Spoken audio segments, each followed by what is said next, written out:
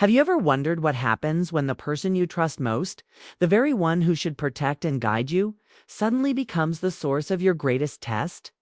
Life has a way of disguising our most defining battles as ordinary days, like a quiet Tuesday morning. Or in this case, a stormy evening when everything I thought I knew about loyalty, power, and survival shattered all at once. People often imagine betrayal as coming from enemies, but no, the deepest kind comes from your own blood. And when it strikes, you're left with nothing but the raw truth of who you are and whether you're strong enough to rise from it. Remember this: sometimes the cruelest lessons come not from strangers but from the family who swears they love you most. And that's exactly where my story begins, with an act that was meant to break me, but instead awakened me into the strongest version of myself. Quick reminder, most of you aren't subscribed. If you enjoy this, hit subscribe and like now. Then let's get back to the story. My name is Isla Harrington. I was 26 years old that night, the only daughter in one of the wealthiest families in Philadelphia. My father, Damian Harrington, was a legend in the world of East Coast development deals, a man feared, admired, and envied in equal measure. Outsiders saw his sharp jawline, his thick silver hair groomed with military precision, his bespoke suits worth more than most people's annual salaries, and thought they were staring at success incarnate. But what nobody saw was the man behind those stone-gray eyes, a man who measured respect as obedience, who valued control above love. I had lived under his rules since I took my first breath, and when my mother, Charlotte, passed away from ovarian cancer 5 years earlier, all the pieces that had once softened him were stripped away. What remained was pure fire, controlling, unyielding, and cold. We lived on an estate carved into the affluent suburbs of Philadelphia, a 10-bedroom stone mansion perched high on manicured acreage that sloped toward the Delaware River. The grounds boasted their own tennis pavilion, Olympic-sized pool, and gardens that would shame Versailles. To the outside world, our house looked like paradise. But on the inside, the endless hallways echoed with tension, like a museum of wealth paired with silence and scrutiny. My father's company, Harrington Real Estate Holdings, dominated Philadelphia's skyline with glass towers and sprawling developments built by his relentless vision. To the business world, he was a visionary. To me, he was a warden.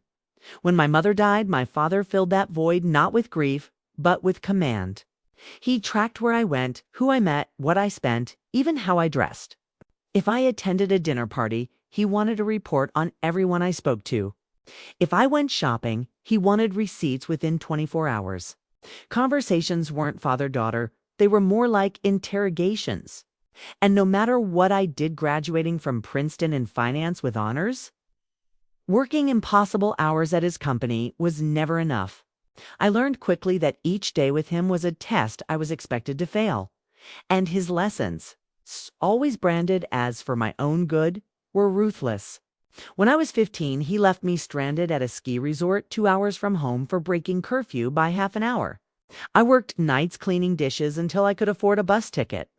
When I was 20, he cut off my credit cards for disagreeing with him at a dinner party, forcing me to live off the last of my college savings for months. Every punishment was wrapped up in words like discipline, respect, or survival. And I, naive as I was, always thought that maybe if I bore it quietly, maybe if I excelled a little more, one day he would look at me and say, "You've proven yourself." That day never came.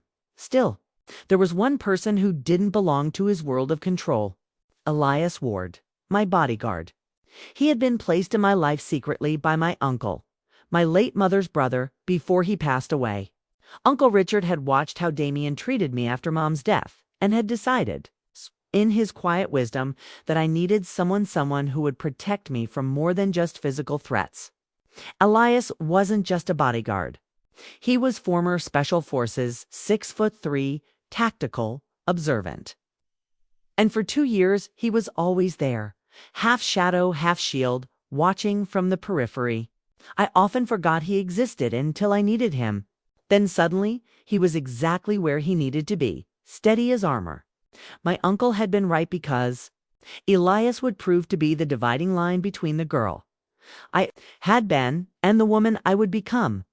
The breaking point came one afternoon at the quarterly board meeting, held in our gleaming high-rise downtown. Picture a glass-walled chamber 30 floors above the city.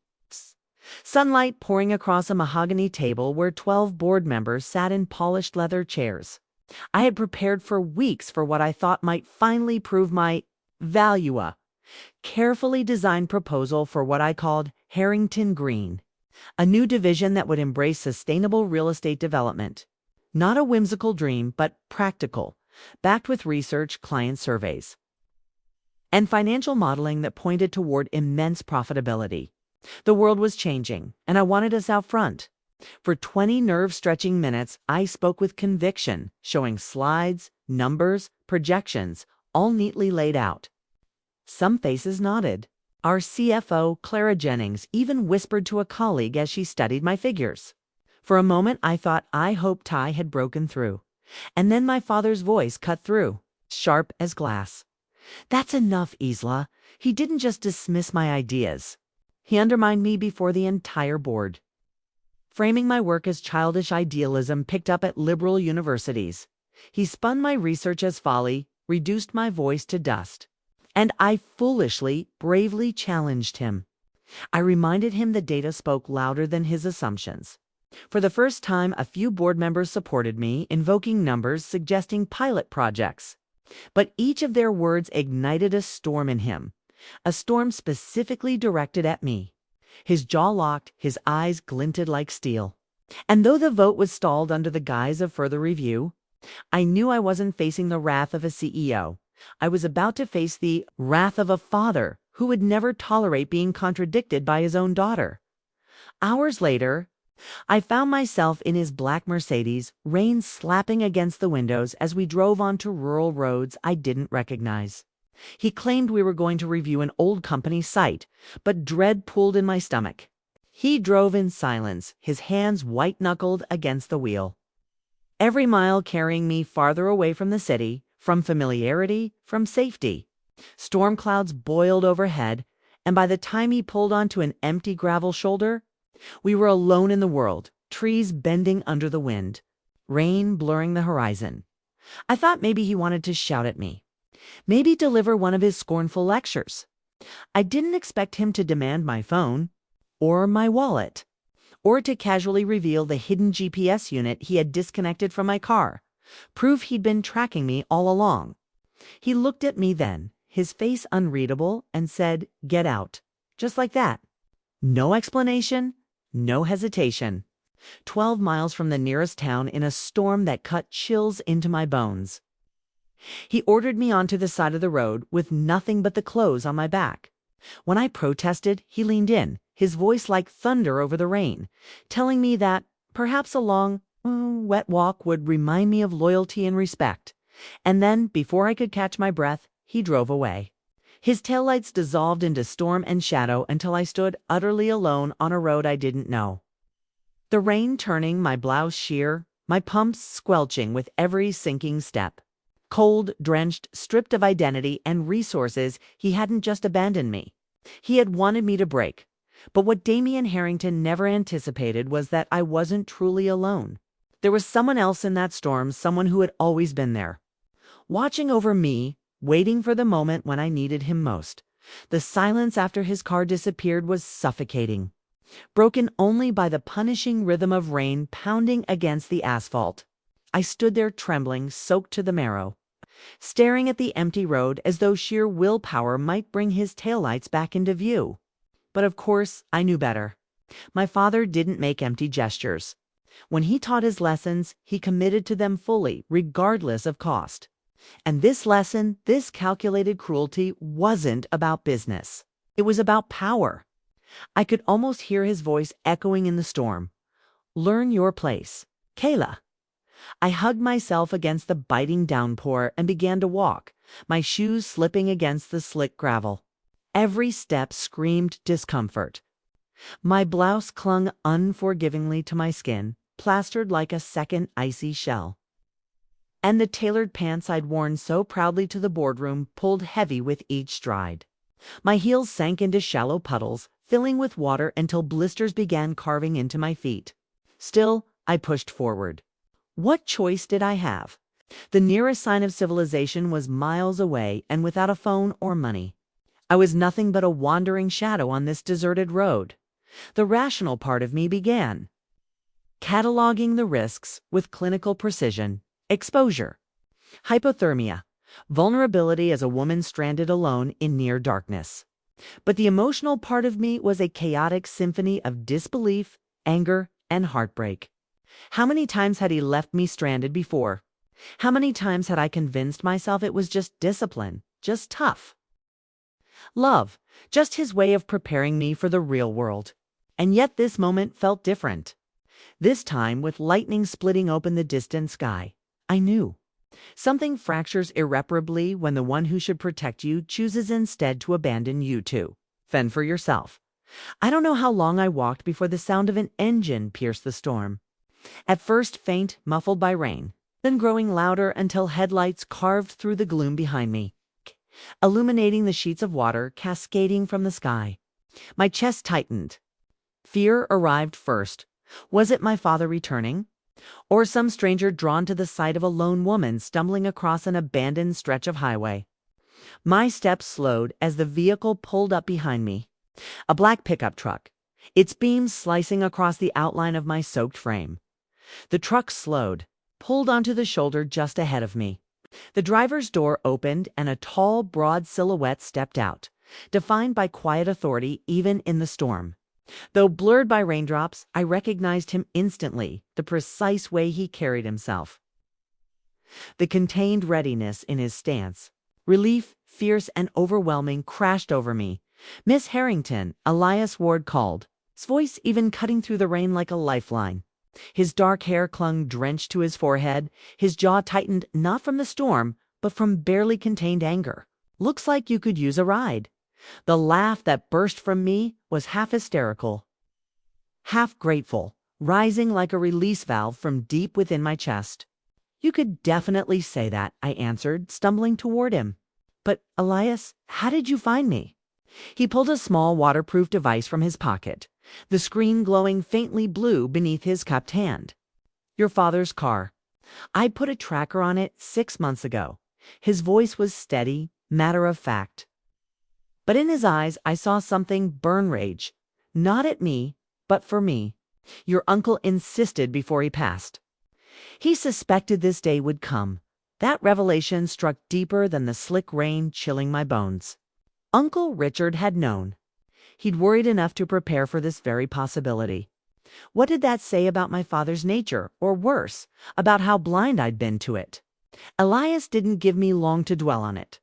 Without hesitation, he slid his jacket from his shoulders, draping it around me. The fabric was heavy, warm, smelling faintly of leather and pine despite being soaked on the outside. The gesture was simple, but it anchored me against the chaos. "Come," he said, guiding me toward the truck. I climbed in, shivering, the heater roaring to life as soon as the engine hummed forward. Inside, the cab was pristine, almost military in its orderliness. Elias reached behind the seat and retrieved a duffel bag, placing it between us. "Change into these," he said, offering me dry sweats, a shirt, socks, and a towel. I blinked at him, raising an eyebrow despite my exhaustion. "What, do you just keep women's clothes in your truck? Should I be worried?" For the first time since I'd met him, a flicker of a smile tugged his lips. "They belong to my sister. I keep them in case you ever needed them. Emergency prep is second nature to me." The sentence hit harder than he intended. He had a sister. Past tense. I tucked that thought away as my grateful fingers clutched the warm towel. He turned slightly, giving me privacy. For several minutes, the only sounds were the hiss of the rain outside and the hum of the heater thawing my frozen skin. When I finished drinking deeply from the water bottle he offered, a strange calm settled between Usakukun against the chaos of the storm. "He took your phone," Elias said finally. Breaking the silence, "It wasn't a question, and my wallet," I admitted. "He even ripped the tracker out of my car." Somehow he knew. Elias's jaw tightened. his expression hardening with thought. Then there's a leak in your circle. Someone's been feeding him information. My bet his eyes met mine. Sharp Walter Chen, a longtime ally of your father's on the board. Too close for coincidence. I sank back against the seat, reeling. Walter, the quiet one, the man who had nodded in cautious agreement with me earlier that very morning, betraying me in silence. I wanted to argue, but Elias's tone left no room. He'd seen enough betrayal in his line of work to read the currents beneath the surface. Then, as if sensing the darkness wrapping around me, Elias pulled something else from the console. A sleek, black smartphone. Your uncle made me prepare this before he passed. Secure line. Encrypted. Preloaded with every contact he believed you'd need. He handed it to me like a lifeline. And as I turned it over in my hands, the weight of my uncle's foresight crashed over me. He hadn't just seen my father's controlling nature, he had anticipated the re-escalation. Your uncle wanted me to protect you, Elias continued, not just from threats outside these walls, but the ones inside them. Especially him. I looked out at the storm-lashed highway, my reflection blurred in the glass. Had it really gotten so bad that others noticed what I didn't dare name? Had I been so conditioned to endure that I mistook control for care? The ache in my chest deepened, and I asked almost desperately, "Tell me about you." "Elias, please. We've known each other for 2 years and yet I don't know you." For a long moment, he said nothing, eyes steady on the slick road. Former Army Ranger. He said, finally, 8 years. After I got out, private security worked. Lost my parents in a car accident while I was deployed. My sister was with them. He glanced briefly at the duffel, the folded clothes I now wore. Keeping her clothes in here, it reminds me she's still protecting someone. In a way, I inhaled sharply, guilt flickering across my stomach. The quiet strength I'd taken for granted concealed wounds as deep as mine. But if Elias carried them, he carried them without complaint, and in this moment, his scars anchored me. For the first time in years, I felt safe. Eventually, I whispered, "What now? Where do I go?" The word home sat on my tongue, but it tasted bitter, hollow. That mansion wasn't home. "You don't go back there tonight?" Elias said firmly, as though reading my mind. "There's a safe place. A hotel. Discreet off his grid. Your father won't find you there. From tomorrow, we make a plan." For the first time that night, a spark of strength replaced fear. "Then I'll follow your lead," I said softly. And that was when it happened. His smile. Not the faint smirk he offered strangers, but a genuine smile that transformed his stoic exterior into something warm, unguarded.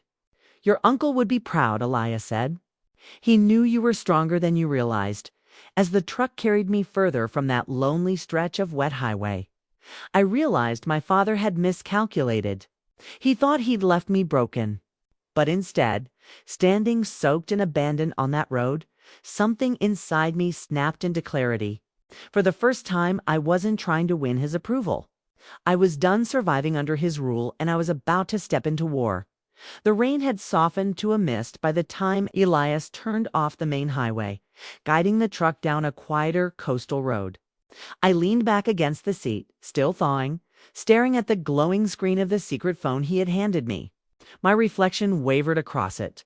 Damp hair, pale lips, red-rimmed eyes from unshed tears. I barely recognized the woman staring back. And maybe that was the point tonight had already marked the beginning of someone new. Someone who could no longer afford to be the daughter begging for acceptance. We stopped at a discreet hotel tucked against the shoreline of a sleepy, affluent town about 30 miles north of Philadelphia. Its sign was understated, its architecture elegant, without fanfare. I realized immediately why Elias had chosen it. It was invisible. A place hidden in plain sight, far from the Harrington Empire. He parked underground, ushering me through a side entrance to avoid cameras. His every move deliberate, as though rehearsed 1,000 times. I entered the suite he had arranged, and for one moment, exhaustion overtook me. The space was warm and quiet, with soft, neutral fabrics, wide harbor-facing windows, and not a trace of my father's suffocating presence. Compared to the storm raging outside, it was sanctuary. I changed into the clothes Elias had given me, his sisters folding my damp and ruined designer suit over a chair to drip into.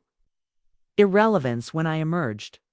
Elias was on the phone, his voice low and guarded but laced with urgency. He ended the call the moment I appeared. "Someone's on their way," he said simply. "Who?" I asked, combing damp hair through my fingers. He didn't flinch. "Your uncle's attorney, Catherine Sloane. She was entrusted with important documents in case tonight ever happened. Your uncle believed your father might cross boundaries. No one should." My throat caught. My uncle had planned this far ahead. He had arranged Elias set aside fallback plans. Even drawn in a lawyer all for the day, Damien finally tipped over the edge into madness. I felt like I was walking through shadows of a past I'd never fully known. A short knock interrupted my thoughts. Elias opened the door and admitted a woman in her mid-40s, sharp, silver threads running through her sleek dark hair, a charcoal suit cut with minimalist elegance. She introduced herself without ceremony. "Catherine Sloane. I worked with your uncle for 15 years. He asked me to protect your interests should certain lines ever be crossed." There was something grounding about her, precise, intellectual, unshaken by storm or scandal. She immediately spread folders across the dining table, inviting me to sit opposite. Elias, of course, remained near the window, stationed like a sentinel between us and the outside world. "Miss Harrington," Catherine began, "tell me everything that happened today. Do not leave out a single detail. Our strategy depends on the precision of your account." So I told them. From the moment I stepped into the boardroom with my proposal, to Damien's cold dismissal, to his knife-edged anger in the car, to the moment I was stranded under sheets of rain, stripped of my phone, my money, my identity. My voice trembled only once as I described the look in his eyes before he ordered me out of the car. Not anger, not even disappointment, just a void where compassion should have lived. For 20 minutes, Catherine listened, her pen scratching notes at intervals, her expression unreadable. When I finished, the silence that followed was heavier than the storm outside. Finally, she set the pen down.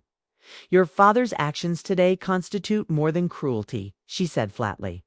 "This is reckless endangerment, quite possibly criminal negligence. Combined with his interference in your financial well-being, we're approaching fraud and abuse of fiduciary duty. He hasn't just left you vulnerable emotionally. Isla, he's left himself exposed legally at her words." Elias shifted Satolia's soldier, recognizing that the battlefield had widened. Catherine slid a file toward me, its cover bound in dark blue. "Your uncle anticipated this. 2 years before his death, he established a legal contingency for you. He believed Damien was no longer fit to act solely in your best interests. This file contains the key mechanisms of his plan." She paused, flicking open the first page. "And it begins with your inheritance." The words snatched the breath from my lungs. Inheritance. Catherine's eyes, sharp yet calm, met mine. "Your mother's assets, Charlotte Harrington, maintained accounts outside of Damien's reach, accounts in her maiden name, worth just under $28 million. By her will, those should have transferred to you directly upon her death." I stared at her, stunned. "But my father told me," he said, "everything was joint, that she had nothing separate." "I never saw." "Because he concealed them," Catherine confirmed, drawing forward bank records lined with transactions. "He diverted those funds systematically into corporate pipelines and personal accounts. If proven, this is financial fraud. Your father not only betrayed your mother's final wishes, but actively erased them to maintain control over you. He's been using your money for 5 years under your nose." Anger roared through me, hot enough to dispel the last of the chill in my skin. The endless nights I'd stayed at Harrington Real Estate until midnight, proving myself, building credibility, never realizing the man standing at the top of the empire had stolen from me all along. "That's not all," Catherine continued, her voice gaining a sharp edge. She withdrew another folder, this one smaller but heavier in gravitas. "Your Uncle Richard secured a minority stake in Harrington Real Estate. He owned 8% at the time of his death. These shares were designated to transfer directly to E-Boot. Once again, Damien concealed them. Combined with the shares your mother left, you another secret erased from you are. Legally and factually the controlling shareholder of Harrington Real Estate. You own 51% of the company, Isla. The world tilted around me. I gripped the edge of the table as if the furniture itself could keep me from spiraling. 51%. The majority stake. Harrington Real Estate, the empire my father had spent a lifetime building, wasn't his anymore. It was mine. Elias's voice cut through my spinning thoughts. Deep and certain, he expected obedience while building his empire on her silence. But silence is broken now. As if summoned by some cruel sense of timing, the phone Elias had given me vibrated. My father's name glared across the screen, pre-programmed into the secure line. His timing was no accident. He knew by now I'd found the courage to reach out. And he was waiting to pounce before that courage grew too loud. Catherine leaned forward, her eyes urgent. Answer, but do not reveal you know any of this yet. Let him think you are still contrite, still vulnerable. We need his words recorded. I swallowed hard, tapped the screen, and lifted it to my ear. Pressing speaker for both Catherine and Elias to hear Isla. My father's voice rang out. Cold irritation poorly masked under the pretense of concern. Where are you? I expected your call hours ago. I forced my tone small, submissive. I would have, but you? You took my phone. Remember? A dismissive scoff. Don't be dramatic. You could have borrowed one from anyone. The point is, have you learned? I glanced at Catherine, who gave the faintest nod. Yes, father, I murmured, steadying my voice even as bile rose in my throat. You were right. I shouldn't have challenged you in that meeting. It won't happen again. Satisfaction colored his voice. Good. That display embarrassed me. Embarrassed us. If you want a place here, you will understand it is not at the head of the table. We'll reassign you tomorrow. Something less visible, more appropriate for your temperament. His contempt, filtered so smoothly through false civility, could have gutted me once. Tonight, it only steeled me further. Every syllable feeding the calm fire hardening in my chest. I'll be there, I promised quietly.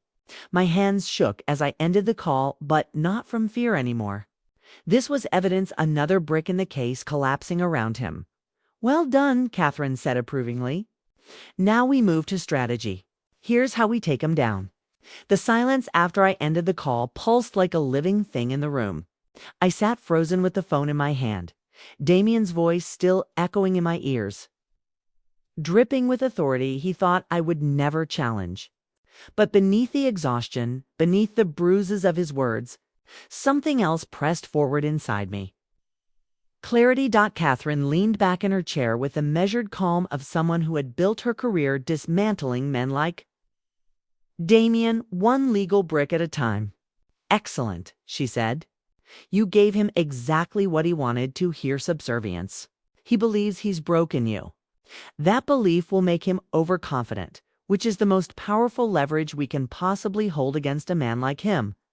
I exhaled slowly, gripping the arms of the chair. So what's next? Phase 1, Catherine said, sliding a new folder toward me. Evidence consolidation. We already have the financial documents proving his diversion of your mother's 28 million into accounts he controlled. We have proof of the hidden shares your uncle left in your name. And now, thanks to Ilias's foresight, we have recorded evidence of Damien relinquishing all doubt about his abusive control tactics in his own words. Each piece fortifies the case. Her eyes sparkled like blades under steady light. By tomorrow evening, he will have no ground to stand on. Elias remained by the window, his arms folded, his posture both silent restraint and coiled readiness. You'll need to go back tonight, he said abruptly. I blinked at him. Back to the house. Yes, Catherine confirmed, her tone clinical though softer around the edges. We need you within his orbit for the next 24 hours. Let him believe he's won. It is essential that he continues speaking freely. His arrogance will be evidence. A nervous laugh escaped me before. Cricket, stop it. He abandoned me in the rain, stripped me of everything, and now you want me to walk back into the Hearthstone estate like a penitent daughter? No, Catherine corrected, her face grave. We want you to act like one, which is entirely different from being one. Elias crossed the room then, removing something from his pocket. A delicate silver pendant on a chain. At first glance, it looked like an elegant accessory, understated enough to pass as any piece of jewelry in my collection. But the way Elias held it, his expression tightening slightly, told me this was no simple ornament. It's a recording device, he said, his voice low, deliberate. High security, military grade, undetectable by sweeping equipment. Wear it while you're under his roof. Every word he says, every threat, every controlling phrase, it's all preserved. Tonight, you'll give Damien the performance of his life. Tomorrow, we'll give him the fall he never imagined. I stared at the pendant lying in his palm like a gleaming shard of fate. My throat tightened. Going back into that house felt like willingly stepping into a lion's den. But something in his voice anchored me. If Elias believed I was capable of this, maybe I was. Slowly, I slipped the pendant over my head, the cool metal resting against my collarbone. Fine, I whispered. I'll go back. But this time, I won't be his daughter. I'll be Izmir. Catherine offered a small nod of approval. That's the right mindset. Remember, your father has built decades of power on one simple truth. Those around him are too afraid to challenge him. Tomorrow, when the board meets, we will tear that foundation apart stone by stone, law by law. The plan was set. Elias would drop me 2 blocks from the estate to avoid suspicion, watching from a distance. Catherine would spend the night consolidating all documents, evidence, and testimony for presentation to the entire executive board in the morning.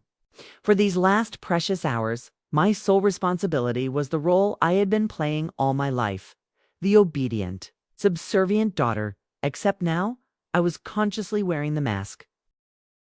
When Elias escorted me back toward the truck, the storm outside had weakened into soft drizzle, the air thick with that peculiar freshness after a downpour. He didn't speak as we drove toward the Harrington estate, but his silence carried weight. He was assessing, preparing, already thinking a dozen moves ahead as if this were a battlefield. When we finally approached the gates, he parked 2 streets over. He didn't touch me, didn't break his professional precision, but his eyes found mine in the dimness before I stepped out. Remember, he told me, you're not walking back in as a prisoner. You're walking back in as reconnaissance. Every move you make, every word you utter, is part of this mission. He doesn't get to cage you anymore, not even in his own illusion. For a fleeting second, I wanted to reach across the console to hold onto that gravitas he carried so effortlessly. But I didn't. I carried his words instead. Silent armor as I walked alone back toward Hearthstone. The mansion was lit against the night like a fortress. Too large, too silent. When I unlocked the door and stepped into the echo of marble floors, I found Damien waiting. Of course. He sat in the living room, a glass of whiskey at his side, paperwork spread before him. His expression when he lifted his eyes to me was controlled satisfaction, the exact satisfaction of a king who thinks his subject has returned. After failed rebellion? He said smoothly. You made it back? Good. I trust the rain taught you. I lowered my gaze just enough, forcing my voice into a quiet contrition that made bile rise in my throat. Yes, Father. You were right. I understand my place. His lips curved faintly, approving. He gestured to the sideboard. Dinner's been served for us. Go change out of those dreadful clothes. He eyed the simple sweats Elias's sister had lent me, his nose wrinkling. You look like you wandered in off the street. I swallowed back the urge to laugh bitterly at the irony because that was exactly where he had left me, the street cold and alone. Instead, I nodded, touched the pendant at my throat like a secret. Of course, dinner was staged much like his lectures always were. The mahogany table stretched between us across a gulf both physical and emotional. He ate steadily, sipping scotch between bites, while lacing every silence with observations about obedience, loyalty, family unity, and reputation. I smiled softly where appropriate, nodded when his gaze demanded it, murmured apologies for imagined disobedience. And all the while the pendant at my throat drank in every word. "Tomorrow," he announced as he put down his fork, "you will be reassigned to community and relations.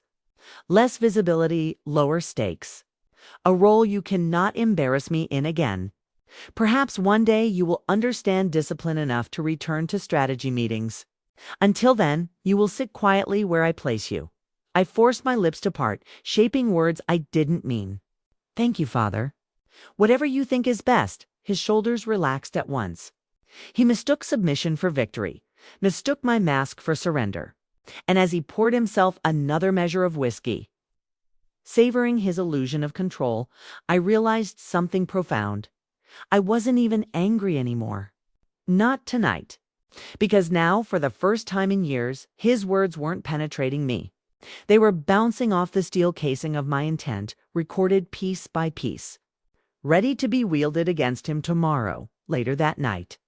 In the solitude of my old bedroom, I texted Elias a single prearranged word: phantom. The signal that I was inside safely. That recording was live, that the performance was underway exactly as planned. His reply came almost instantly with another code: Watchtower. Translation: he was in position, watching the house, eyes on me even if unseen. Relief settled through me like a tranquilizer. For once, his presence trailing me wasn't suffocating, it was freedom. I lay down in the bed that had felt like a gilded cell for years, the pendant still cool against my skin, and whispered a vow into the empty air. "Tomorrow, Damien? Tomorrow, all of this ends." I didn't sleep easily, but what rest did find me was no longer drenched in fear. It was charged with something else entirely, the anticipation of what daylight would bring. The morning rose impossibly clear. It almost mocked me. Sunlight spilling across Hearthstone's manicured lawns as though no storm had raged, as though no daughter had been abandoned on a roadside only hours before. I stood before my mirror, slipping into a black sheath dress. Minimalist, controlled, the kind of look that whispered both professionalism and quiet power. Today wasn't about appearing soft. Today, for the first time in my life, Damien would not recognize the daughter who stood before him. He had left earlier in his town car to arrive ahead of me for the executive committee meeting. He wanted to savor his moment of control, pleased with himself for having supposedly broken me back into place. As I descended the grand staircase, Mrs. Leland, our long-serving housekeeper, passed me quietly in the hall. Her eyes flicked toward my chest, toward the simple chain of the pendant disguised against my collarbone. She gave the faintest nod, nothing more, but I caught it. She had been in this house long enough to recognize Damien's cruelty. Whether she knew specifics or not, she understood that something was shifting. 2 hours later, I parked at the Harrington Real Estate Tower, heart hammering as I took the executive elevator to the 30th floor. Outside the boardroom, waiting as if carved from the marble around him, stood Elias. By his side waited Catherine, her briefcase in hand, and with them, 2 board members who had quietly shown support the day before: Clara Jennings, our CFO, her expression unflinching, and Morris Beltran, oldest board member and one of the company's living institutions. Their presence, their readiness, steadied the shaking edges of my breath. Elias's eyes caught mine, sharp as struck flint. "You're ready," he said simply. It wasn't a question. I nodded. I've been ready for 5 years. Together, we pushed open the heavy glass doors to the boardroom. My father was in the middle of a sentence, standing before the table with authority coiled in every gesture. His words halted midstream as his gaze landed on me and the retinue behind me. His face flickered first with surprise, then with the rising flush of fury he tried to mask. "What is the meaning of this interruption?" His voice was steel under velvet, the same tone that had cowed countless dealmakers across 3 decades. He turned the full force of it on me. "Isla, this meeting is for executive staff. You may wait until I call on you." For years, I had folded myself small under that voice. Today, I let the calm I had spent the night marinating in do its work. My own voice was steady, deliberate. Actually, Father, this meeting concerns you directly. You may want to take a seat. A ripple ran around the polished mahogany table, tension thickening the air. Damien almost laughed. Almost. His jaw clenched instead, and for the first time perhaps in his entire career. He sat out of necessity, not control. Catherine moved smoothly among the board members, distributing neatly bound folders. Ladies and gentlemen, you will find documents inside relating to the financial activities of Mr. Harrington over the last 5 years. These include unauthorized diversions from accounts belonging to the late Charlotte Harrington and mismanagement of assets designated for Miss Harrington upon her mother's death. Around the table, murmurs rose, the room vibrating with suppressed shock. Clara Jennings adjusted her glasses, scanning the papers, her brow furrowing with each passing line. These accounts, she muttered. They're untraceable through company channels. He hid them. That is absurd, my father snapped, finding his footing. My daughter is misinformed. These are estate management transfers. Standard practice? No. Clara cut him off, her voice sharp with years of financial precision. I reviewed these numbers.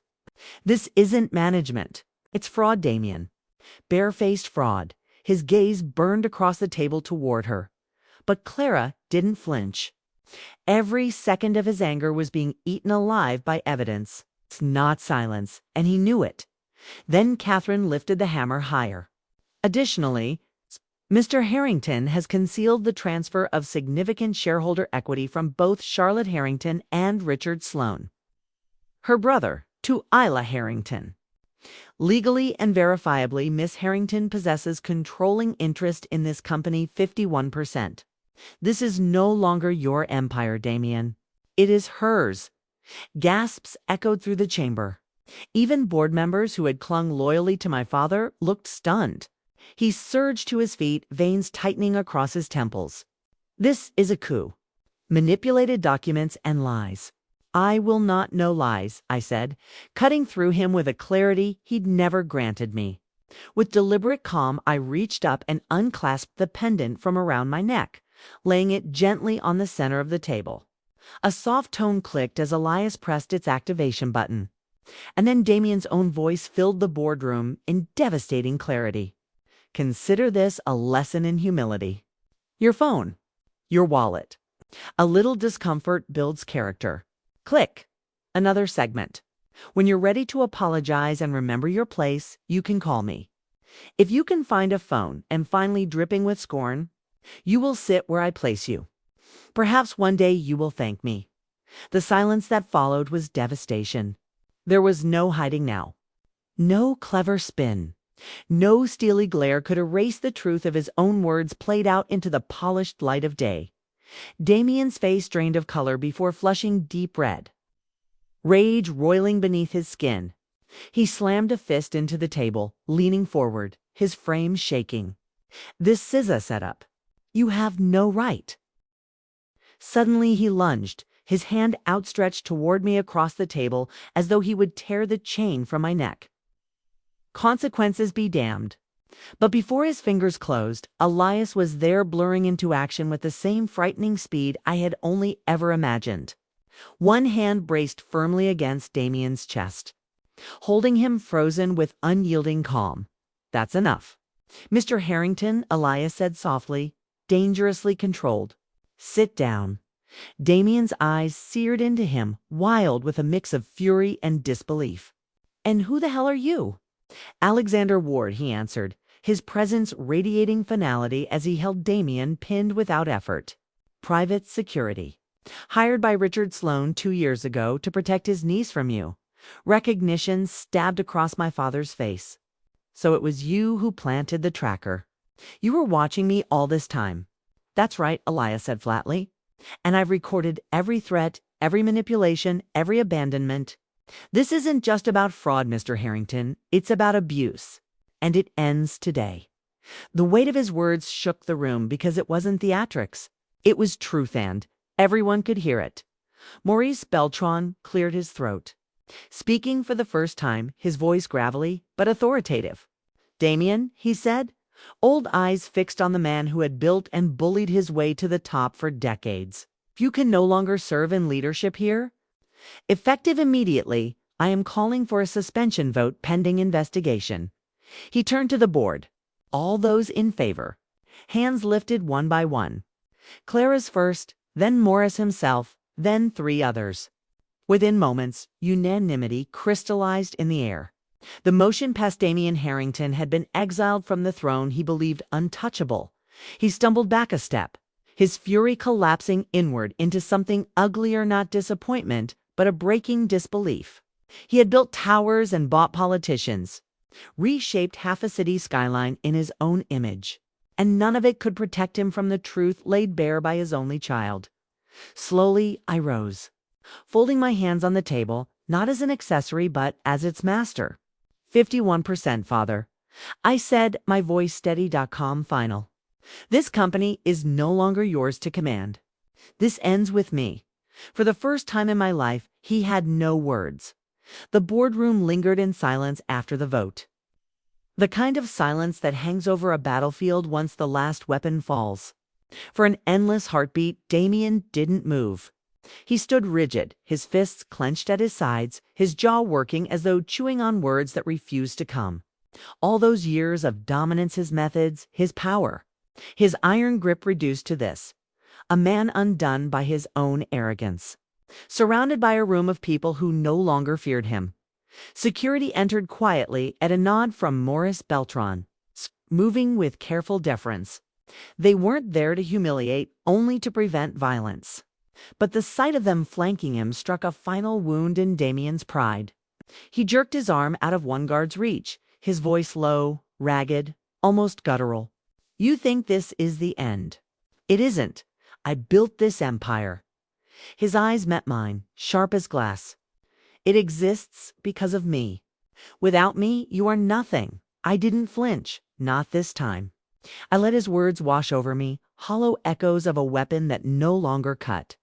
My own voice came brighter, clearer, laced with the steel I had forged in his shadow. No, Father, I was nothing because of you. But that's over now, for the first time. A flicker of recognition passed across his face. Not defeat, not yet, but realization. Realization that the daughter he had thought, malleable, dependent, compliant, had become his executioner. He turned, shoulders coiled tight. And with the reluctant dignity of a man who knew the room was lost, he stalked toward the door. The guards followed as he swept out, the echo of his footsteps dissolving into silence. I realized then that I had been holding my breath. My lungs released slowly, my body trembling only once before calming. Around the table, the weight shifted immediately. Clara looked to me first. You did well, she said simply, her words an anchor against the storm still circling inside me. Very well. Maurice offered a small nod. Your mother, he said softly, always insisted you had backbone beneath the quiet. She would have been proud to see it today. For a moment, a pang of grief rippled through me, my mother's warm smile. The way she had been the buffer between Damien and me. The one person who had believed in my heart while he only criticized my head. I wanted her there to see that I wasn't weak after all. That all those years of being silenced had finally reached a breaking point. She would have cheered for. Catherine stepped forward, practicality embodied. The emergency suspension will be filed within the hour. Damien is barred from entering company property until the investigation is complete. Meanwhile, as controlling shareholder, the leadership falls to you. Ela. She laid papers before me with deliberate finality. Effective immediately. You are the interim Chief Executive Officer of Harrington Real Estate Holdings. The words struck with a weight unlike anything I had ever carried. For years, I had thought my destiny was simply enduring under my father's shadow, proving myself again and again for scraps of approval. Now suddenly, the company, the empire, the entire legacy that had defined him was in my hands. Elias stood behind my chair, silent as ever, his presence steady, grounding. Though he hadn't said a word since forcing Damien back with a single line, that's enough. Mr. Harrington, I felt him there, the gravity of his watchfulness pressing solid against my spine. He didn't need recognition. He never had. But I knew that without him, without his vigilance, none of this would have been possible. The meeting disbanded shortly after, the board filing out in contemplative silence, some supportive, some wary, but all acknowledging the passing of a crown. Catherine lingered only long enough to press my hand gently. "Tonight, rest," she advised. "Tomorrow, the war begins in earnest. He'll fight through lawyers, back channels, allies you've yet to see. But you have everything you need, now everything he tried to keep from you when they were gone." It was just me and Elias in the vast glass-walled boardroom. The city skyline spread out beneath us like chess pieces on a steel gray board. I walked slowly to the window, pressing my hand against the cool pane. Below, the movement of traffic looked almost abstract. People tiny as ants rushing about their own lives, oblivious to the storm that had just shifted an empire above their heads. For years, I had stood in this building feeling like an imposter, like a child dressing up as an executive in her father's world. Now that world was mine. And instead of pride, what I felt most was relief. Not triumph. Not vengeance. Just the profound release of stepping out of shackles I hadn't even known I was wearing until they snapped free. "You should eat." Elias's voice came from behind me, quiet but solid. I almost laughed, the edges of exhaustion unraveling my composure. "I think I'm still too stunned to eat." He tilted his head, arms folded. "You'll need strength. The fight isn't over yet." I turned to face him fully. For a moment, words failed me, gratitude catching in my throat. How many times had he watched me stumble in silence, held back until the right moment, bore the weight of keeping me safe while I drifted unaware inside the walls of my gilded cage. "Thank you," I whispered finally. Elias's gaze softened just briefly, though his posture remained composed. "I wasn't protecting you because you were fragile. Isla, I was protecting you until you remembered you weren't." The simplicity of it undid me. My shoulders relaxed, my chest finally releasing a breath I hadn't realized I'd been carrying for years. By late afternoon, the press had gotten wind of Damien's immediate suspension. Whispers leaked inevitably an emergency vote, financial discrepancies, rumors of improprieties.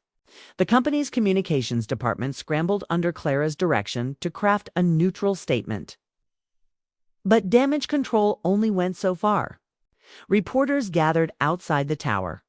Calls bombarded the offices. And through it all, I remained in that chair at the head of the boardroom table. Meeting after meeting, filling the space my father had occupied like an unmovable monument. For the first time, those long and polished hallways didn't feel like cages. They felt like mine that evening. I stepped back into the Hearthstone estate, not as his daughter returning under his reign, but as the rightful head of the company he had built by breaking everyone around him. And for the first time ever, the house didn't feel suffocating. The walls, the velvet drapes, the sprawling corridors, they felt temporary, like relics of a kingdom whose king had already fallen. Settling into my old bedroom, I stared at the pendant on my vanity, still humming faintly with stored proof of his downfall. Tomorrow would be another war day, with legal battles and confrontations ahead. But tonight, just for one fragile moment, I allowed myself to be human, to feel the weight of it, all the terror of that roadside, the rawness of his words, the reprieve of Elias's arrival, the icy silence of the boardroom cracking open beneath him as I curled beneath the sheets. Phone clutched loosely in my hand. One thought lingered above all else, the realization that my life had split in two halves. There was everything before the rain and now everything after. And nothing would ever be the same again. The quiet never lasted long. By the next morning, the world felt as though it had shifted its full gaze onto me. Financial papers ran headlines speculating on the sudden transition at Harrington Real Estate Holdings. Anonymous sources whispered of board rebellion, improprieties in the Harrington fortune, even murmurs of abuse. The phone in my office buzzed incessantly, partners demanding reassurance, journalists demanding statements, vultures catching the faint scent of blood. Catherine had been right. Damien wouldn't go quietly. By noon, his legal team had filed a temporary injunction. The suit claimed the documents presented at the board meeting were fabricated, that my mother's assets were misinterpreted, that my uncle's shares were in debt-laden limbo and therefore invalid. He painted me as the unstable daughter, emotionally fragile, manipulated by external opportunists who wanted to seize control of the empire he had nurtured from. Nothing. Reading through the filing in my office, I felt a wave of nausea. His words leaped off the page with haunting familiarity. The same tone he had always used on my undermining, dismissive, belittling now echoed across neatly typed legal motions, as though the courtroom was just an extension of the dining table where I had once sat. Chastised for hours, Clara stormed into my office with a file clutched to her chest, eyes sparking. Let him try. His arrogance is our greatest weapon. I've run the numbers again. Every divestment, every siphoned dollar, it's all traceable. There's no way even his lawyers can dance around it for long. We've got him. Her fire steadied me. But I was still learning. One day, as CEO and the weight already pressed on my shoulders like a skyscraper balanced precariously. Half the business world thought I was a misguided heiress, unprepared for the battlefield, and inside against my will. My father's voice still lingered, that cold assertion that I was nothing without him. That evening, Elias found me still at my desk, papers spread around me like snowdrifts, my blouse unbuttoned at the collar, exhaustion seeping into my bones. He leaned silently against the doorframe, arms folded, watching me as one might watch someone trying to carry weight meant for two. "You're still in that chair," he said finally. I glanced up, unable to tell whether it was judgment or concern. "The chair's mine now. I don't have the luxury of walking away. You have the responsibility," Elias agreed. He stepped closer, the steady rhythm of his steps both grounding and unnerving. He stopped just across the desk, his gaze cutting through my weary composure. But responsibility doesn't mean breaking yourself on the first day. Power is a marathon, not a sprint. I almost laughed, though the sound came out brittle. "You make it sound easy? It isn't easy," he said plainly. "That's why you can't do it halfway alive. Don't let him win by burning yourself out before you've even begun to fight." Something in his voice, quiet but immovable, pressed against my chest harder than any board meeting. He wasn't coddling me, he never had. But he was reminding me of something Damien had successfully convinced me to forget. That strength doesn't come from constant punishment. Sometimes strength is endurance, and endurance requires care. I caught his eyes then and held them. The air between us taut, charged. For months, years even, he had been a silent backdrop to my life, a figure in my periphery, always watchful, never intrusive. Now, standing across from him, something shifted. He wasn't just protection. He was presence, stronger, deeper. Sharper than anything I had realized until this moment. I cleared my throat, trying to break the spell. "You sound almost considerate." One dark eyebrow rose. "Don't get used to it." But the faint flicker of a smile crossed his face. And for the first time since the rainstorm, I felt the corners of my own lips tug upward. A strange lightness cut through this suffocating tension, one I hadn't known I was starving for. The days that followed blurred into calculated chaos. Catherine orchestrated the legal counterstrike like a seasoned general. Filing motions, submitting reams of evidence, acquiring sworn affidavits from financial auditors. Clara pored over accounts until midnight every night, refusing to leave my side as she dismantled years of Damien's scheming. Maurice used his institutional weight to steady nervous investors, his name enough to make skeptics pause before crying scandal, and a newly minted CEO's in meeting after meeting, absorbing, recalibrating, trying to stitch myself into a role I had never been prepared for. Every signature I gave, every memo I approved, felt like stepping further into a fire that could consume me or forge me into someone my father no longer recognized. Damien, of course, didn't retreat. Rumors surfaced that he had summoned some of his most loyal executives off-site, feeding them a vision of his return. Anonymous leaks suggested smear campaigns brewing against me, that I was unbalanced. Isley swayed that Elias was some shadowy manipulator influencing me for personal gain. The board braced themselves for his counteroffenses. Catherine warned me daily. He thrives on intimidation. Remember, the louder he becomes, the more desperate he is. At night, though, the weight followed me home. I had left the Hearthstone estate, moving instead into a penthouse suite the company quietly provided farther from his reach. But even at the top of the city skyline, away from the corridors soaked in his shadow, I still sometimes woke at 3 a.m., hearing echoes of his voice telling me I was unworthy, unprepared, helpless without him. When those nights came, Elias was there. Not in my room, not in the intimacy my mind sometimes wandered toward, but in the adjoining suite, a silent watchtower, twice sleepless and restless. I had found myself wandering the expansive penthouse corridors and stumbling upon him awake, methodically cleaning a weapon, reviewing security footage, or staring steadily out at the glittering city below. We didn't talk much in those moments, but something about his presence soothed the ghosts better than anything else could. One night, unable to contain the curiosity any longer, I asked softly, "Why do you keep doing this? Why watch me this closely, even now?" He didn't glance away from the window. "Because someone has to. And because your uncle asked me to remind you of something." I frowned. "What's that?" "That you weren't built to be someone else's prisoner. You weren't built for obedience.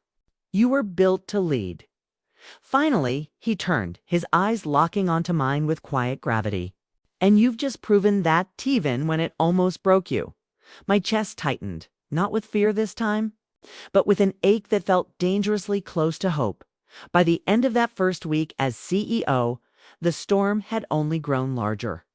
Lawsuits, press speculation, alliances shifting like tectonic plates under my feet. But instead of crushing me, the chaos crystallized me.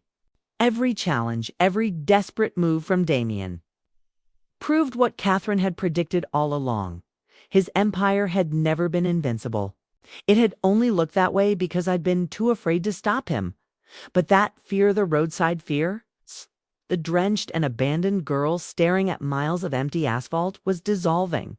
In its place, a new fire smoldered. I wasn't just fighting for survival anymore.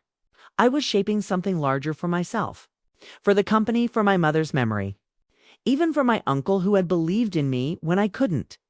And one evening, as the city glittered beneath the penthouse like a constellation of burning stars, I realized something else. I wasn't alone in this war.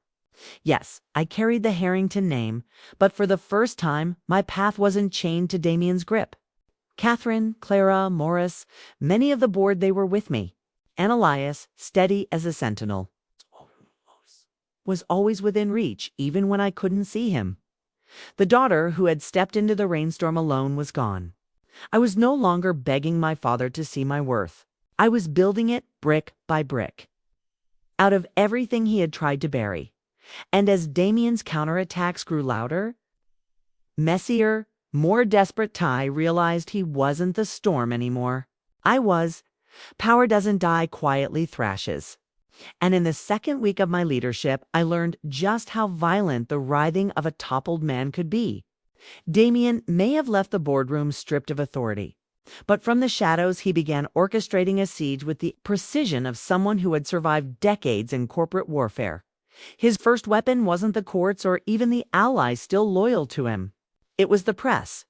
Overnight, stories surfaced that painted me as volatile, reckless, a spoiled heiress drunk on sudden power. Leaked insider sources, handpicked by Damien, described me as unfit to lead, claiming I had emotional breakdowns in meetings, that Harrington real estate was collapsing under nepotistic incompetence. Reporters hounded the building entrances. Cameras tracked my comings and goings. Headlines blazed with insinuations that I was nothing more than a puppet manipulated by shadow advisors. Catherine gathered the newspapers onto my desk one morning, her fists slamming down on them with cold precision. "He's moving fast. He knows the courts won't save him quickly enough, so he's pivoting to perception. He's trying to poison the board's faith in you before we can stabilize the company. To win this war, Isla, you'll need to step into the public eye yourself for the first time, not as his daughter. Not as a shadow at a gala or corporate dinner, but as the voice of Harrington Real Estate. The thought chilled me almost as much as my father's threats. I've been raised to present myself at charity galas with a practiced smile, yes, but never to command the microphones. Never to dictate the narrative. Standing at podiums had always been his role, not mine. Yet deep down, I knew Catherine was right. Silence would be painted as weakness. It was Clara who pushed me hardest. She leaned forward in our executive session, her sharp-featured face uncompromising. "You've got them rattled, Isla. Investors are pacing floors while reading headlines because they don't know you yet. You can give them cold data all day, and I'll back you with numbers. But what they need is a vision. The market trusts a leader, not a ghost story about whispers and inheritance. You need to prove you're here." I could hear Damien's voice inside me even as Clara spoke. "You lack the presence. People will never follow a girl fumbling in shadows." It was cruel how persistent his words remained, embedded like thorns. But then I saw Elias across the room, leaning in silence against the wall, watching. He didn't speak, he rarely did in these council-like debates. But the unwavering steadiness in his eyes reminded me of what he'd said on that first night of clarity. "I wasn't protecting you because you were fragile. I was protecting you until you remembered you weren't. So I said yes." We would schedule the press conference that Damien hadn't expected me to dare. The morning of the announcement, I stood before the mirror of the penthouse suite, fastening the final clasp on a navy suit tailored to perfection. I looked older in it. Sharper small traces of my mother's composure reflected back at me. For a long moment, my fingers hovered at the neckline where the hidden recording pendant still hung. Now less as evidence and more as a talisman. I whispered to my reflection under my breath. "He doesn't own me anymore." Clara and Catherine flanked me as we entered the press hall that afternoon. Rows upon rows of cameras already flashing. At the sight of me, the reporters surged forward, their questions barbed and frantic. "Ms. Harrington, do you have comment on your father's removal? Are company finances at risk under your leadership? Are you emotionally stable enough to take on such weight?" I raised my hand, and to my shock, they quieted enough to let me speak.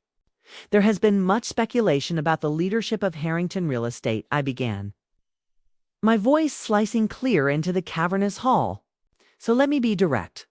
This company was built on a foundation of vision and innovation. But no amount of legacy can excuse misconduct, whether financial or personal.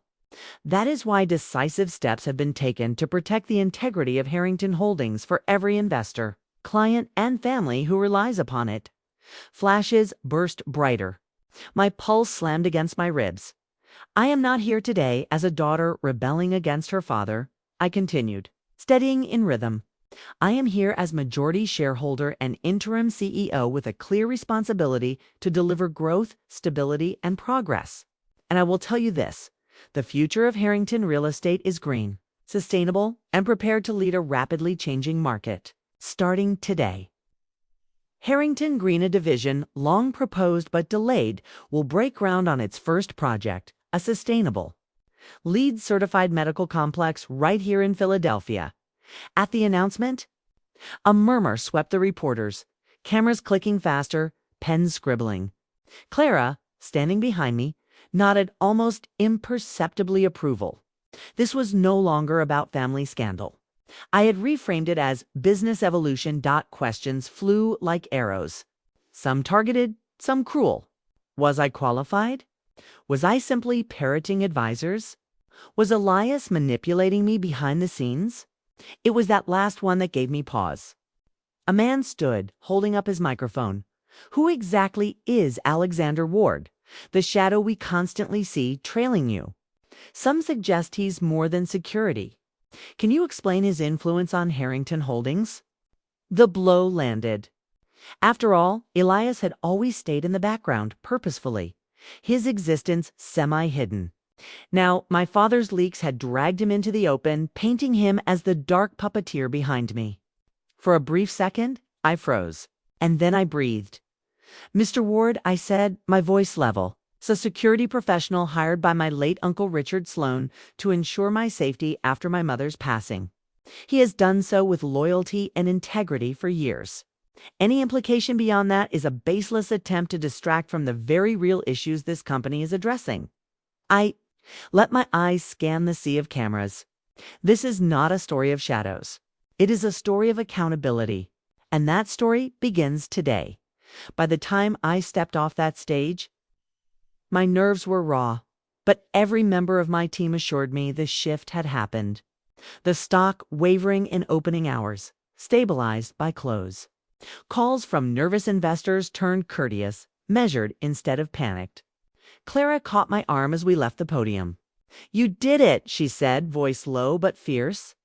"He painted you as a child. You just made yourself a leader." But the war was far from won. That very evening, Damien appeared on a rival network, flanked by his attorneys, painting himself as victim of a tragic betrayal by a vulnerable daughter manipulated by others.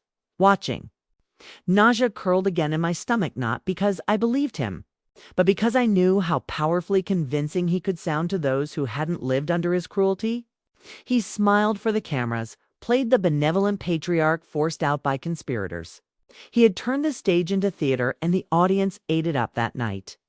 I stood staring out the penthouse windows, the city pulsing with lights below, and whispered, "He'll never stop, will he?" Elias, as always, was there.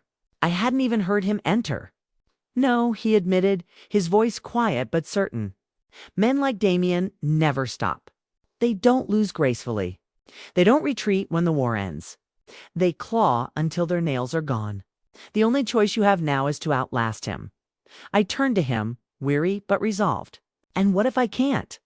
For a long moment, he only looked at me. That unreadable calm masking emotions I was too afraid to name.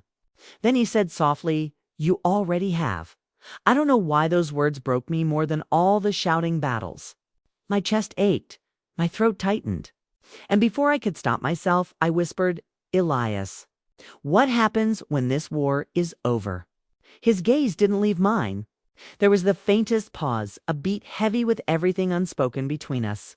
"Finally," he said, "then you'll have to decide what you want your world to look like. And for once it won't be shaped by your father."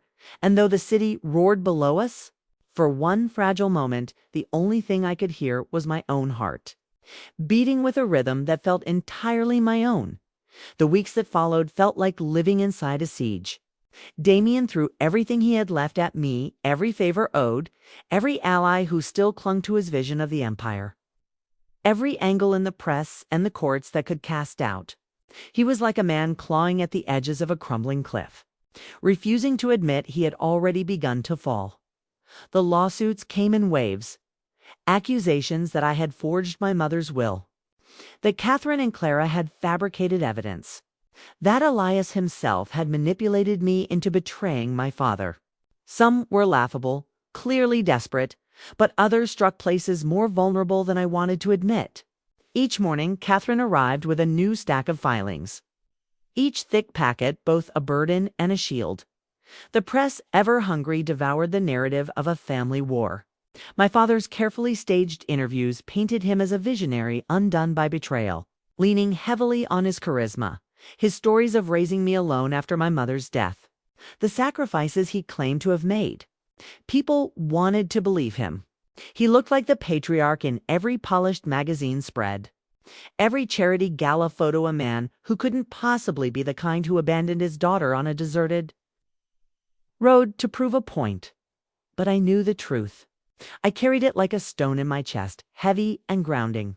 And each day, as exhausting as it was, I felt myself hardening under the pressure instead of breaking. I used to fear speaking in rooms my father occupied, waiting for his interruption, his mockery. Now I sat at the head of meetings with a calm I never thought possible. When shareholders questioned me, I looked them directly in the eye. When executives loyal to Damien tried subtle barbs or undermining tactics, I parried with evidence and clarity. Slowly, gradually, the tide shifted. I earned not just sympathy, but respect. Yet Damien still had one advantage: fear. Even stripped of his title, his aura lingered. Some in the company still whispered, still hesitated to cross him openly. Fear was his currency, and as long as he had it, the threat remained. It was Elias who reminded me how to take that from him. One night, when the penthouse felt colder than usual, and I sat buried in projections I barely understood, Elias stood over the table, studying me for a long moment. "You're still fighting him on his terms," he said finally. I glanced up. "What do you mean?" "You keep reacting. He throws lawsuits. You counter them. He leaks stories. You respond with more. That's his rhythm. It keeps you in his arena. You need to stop fighting on his battlefield." Something about the way he said it low, certain, undeniable, hit me harder than all the legal maneuvers. I realized, with a sinking clarity, that he was right. I had been trapped in my father's cycle for years, defending, proving, apologizing, countering. It wasn't just in business. It had been my role as his daughter my whole life, and I was still playing it even now on a grander scale. So the next morning, when Damien's lawyers dragged us into yet another public hearing, I sat silently through their smears, through their poisoned arguments, through my father's gaze across the chamber that still tried to command me. And when it was my turn, I didn't waste time defending myself point by point. I stood, spine lengthened, voice measured, and said, "This isn't about me. This isn't about my father. This is about truth." For years, accounts meant for me were hidden, siphoned, used without consent. Those documents are here. For years, control was misused to silence voices inside this company. The board minutes are here. And for years, I doubted myself even when others believed in me. But that ends today. Because fear is no longer our currency. Integrity is. The words echoed louder than I expected through the chamber. Maybe even through myself. My father's face tightened, but he didn't interrupt. He couldn't. For once, my words weren't on his battlefield at all afterward. Catherine leaned closer as the courtroom adjourned. "That," she whispered, "was the moment you stopped being his enemy and started being yourself. The tide broke open after that. The press conference had given me visibility, but this, my refusal to fight on his terms, gave me power.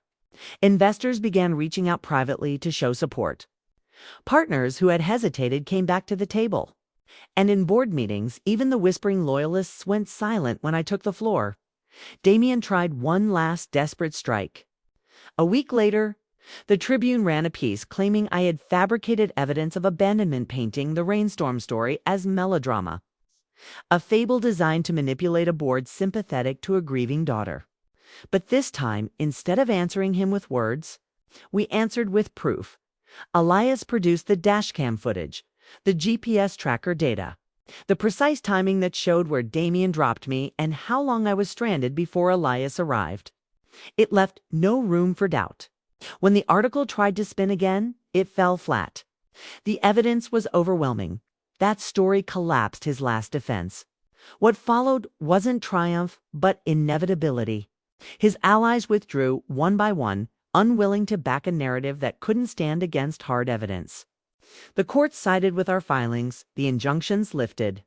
Within 6 months, Damien was not just suspended, but permanently removed from all leadership of TH.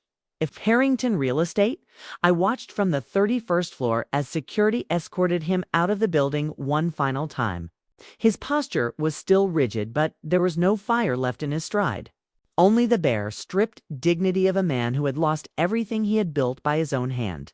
And I stood there, not with vindication, but with something quieter, something purer. Relief. For years I had feared this man. For years his voice had carved into my bones. But watching him fade into the city below, I realized he was only human, only a man. And finally, he had no power over me that night. The board gathered, not to debate, not to fight, but to vote unanimously in favor of installing me permanently as CEO. Clara's warm smile in that moment felt like sunlight I hadn't known I needed. Even Morris, stoic as granite, allowed himself a proud nod in my direction. I wasn't just the daughter anymore. I wasn't the heiress. I wasn't the shadow of Damien Harrington. I was Isla, CEO, leader, Elias. Walked me back to my office afterward, the building quieter than I had ever seen it. It's done, he said simply. Yes, I breathed. It's really over. We stood in the dim light, the hum of the city below bleeding through the glass walls. I turned to him, compelled by something I could no longer ignore. You've been with me through all of this, I said softly. Even when I didn't see you, even when I didn't know how much I needed you. For a moment, his expression didn't change. But the silence between us grew heavier, thicker. I almost thought he would pull away a retreat back into his silent professionalism. But instead, he took one small step closer. Close enough that I could feel his steady presence radiating from him. You didn't need me, Elias said quietly. His voice was softer than I had ever heard it. You just needed to remember yourself. And for the first time, I felt not just relief, not just freedom, but something I hadn't allowed myself to feel in years. Possibility? 6 months later. I sat in the office that had once been my father's and was now mine. The view of Philadelphia stretched wide beyond the glass towers and cranes, the steel and glass of a city still growing, still reshaping itself. It was the same view Damien had watched for decades, but to me it no longer represented power as conquest. It represented responsibility. The office itself had changed. Gone were the dark woods, the heavy leather that had always carried the weight of intimidation. I had replaced them with lighter tones, clean glass, touches of green. The walls weren't lined with photos of politicians or awards for boardroom dominance. Instead, they displayed images of sustainable projects now underway under the Harrington Green Division. Medical centers, office towers, community hub structures designed not to tower over people, but to serve them. The transition had not been easy. Damien had fought until the very end of the legal battles. His lawyers pushing every angle until it became undeniable that his empire had been built atop fraud, secrecy, and control. He had been forced to repay the inheritance siphoned from my mother's accounts. Interest included a vast sum that returned to me, not as trophy wealth, but as freedom. With Clara's help, those funds had been repurposed into investment in Harrington Green and into a foundation I founded in memory of my Uncle Richard and my mother, Charlotte. The Sloan Harrington Foundation. Its mission was clear: to protect individuals suffering under financial abuse, coercion, and control.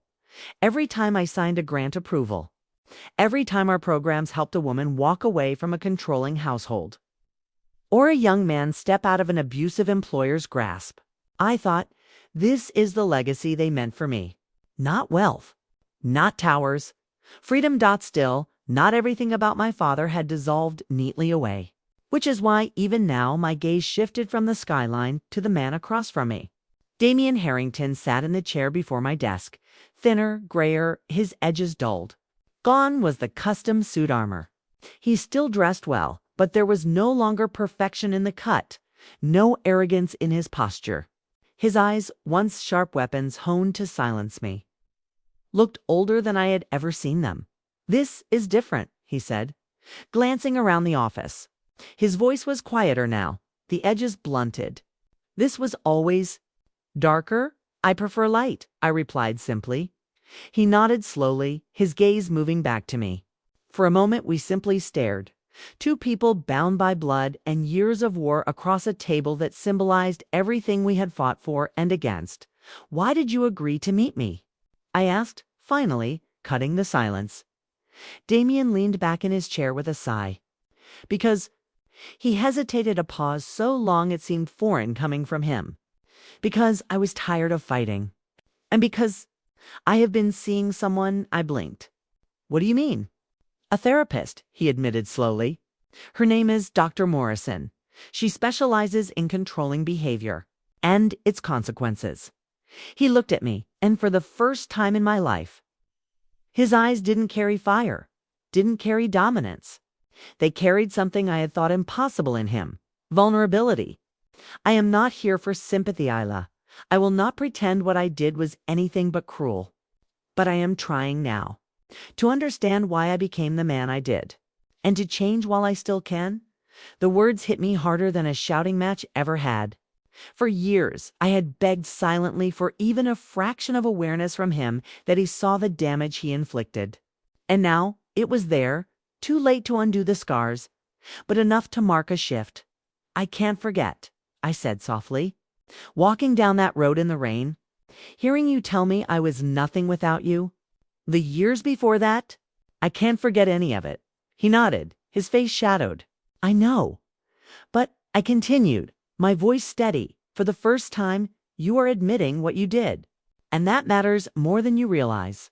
It doesn't erase it, but it matters." For a long while, we sat in silence again. The city humming outside the glass, the ghosts of our past circling but not choking the air. When he spoke again, his voice was low. "What happens to me now?" I folded my hands on the desk, the leather-bound folder before me, a symbolic echo of hundreds of meetings before. Except now, the power was mine. Professionally. "Nothing. You are barred permanently from leadership of Harrington Real Estate. But I am willing to allow you the role of consultant. On paper only. No authority, no decisions. You can contribute where your experience is useful. But nothing more." His lips curved into the ghost of a smile. It wasn't mockery this time. It was acceptance. "That sounds fair." "Personally," I added, my voice tightening, "I don't know. That depends on you. If you keep doing the work, I mean real work to understand yourself, then maybe, someday, we can build something new. But I will not be your prisoner again." He exhaled, deep and hollow. But there was no fight in it. "I never thought I'd hear you say that to me." I leaned back, holding his gaze with my own. "That's because you never thought I'd survive you." But I did. When he left, the office felt lighter. Not because reconciliation had come easily, but because I had said the words that needed saying. For once, the past didn't bind me. It simply stood behind me, unable to choke the future. That evening, I walked into the skyline glow of the penthouse where Elias waited, leaning by the window as always. Over the months, his role had shifted quietly, not just my protector. Not just my shadow, but something more complicated, more human. We hadn't spoken it aloud, we rarely needed words, but it simmered between us in every long glance, every shared silence. "How did it go?" he asked, eyes narrowing slightly at the weight he no doubt still read on my shoulders. "He's changing," I said truthfully. "Or trying to. He's in therapy." Elias didn't comment on whether he believed Damien, but he didn't need to. He stepped closer, that quiet steadiness radiating from him like it always had. "And what about you? What about me? You've been fighting him, his lawyers, the press, the board. What happens now? Who do you want to be when you're no longer at war?" The question loosened something in my chest. For so long, survival had been the goal. Leadership had been the weapon. But who was I beyond both war and empire? I didn't answer immediately. Instead, I walked to the window beside him, looking out over the lights of the city, glittering like stars scattered across the ground. "I want to build something real," I finally said. "Not just buildings. Something that changes lives. Something my mother would have been proud of. Something my uncle believed I was strong enough to lead." And my voice caught, softer. "I want to figure out what it means to live for myself, not against someone else." For a moment, silence settled between us. Then Elias turned, his eyes on mine. No barriers left between us. "Then maybe," he said gently, "for once you let someone build with you." Our eyes held. The city glowed. And for the first time in years, I didn't feel fear of what lay ahead. I felt possibility later that year. I stood at the podium at the launch event of the Sloan Harrington Foundation, our first project opening to support those breaking free from abusive households. Rows of faces before me, survivors' allies, supporters all watching as I told my story publicly for the first time. Not the polished business narrative, not the stock answers for shareholders, but the truth that I had been controlled, silenced, abandoned, and had found my strength anyway. The response was overwhelming. People came to me afterward, voices trembling, sharing their own stories of fathers, Mothers, spouses, employers, people who had tried to crush them, control them, make them small. And each one told me that hearing my story gave them a glimmer of something they hadn't let themselves feel in years: courage. And it was then that I understood the lesson fully. The one none of Damien's cruelty could ever teach, but that survival had carved into me. True power isn't about controlling others. It's about breaking the chains meant to bind you. It's about choosing to stand in your own light, even when standing alone in the rain. That night, as the Foundation's donors mingled and clinked glasses, I caught sight of Elias standing at the edge of the crowd, watchful as ever. Only this time, for the first time in 2 years, I didn't see him as a shadow or a guard. I saw him as a constant. Someone who had kept watch until I discovered I could keep watch for myself.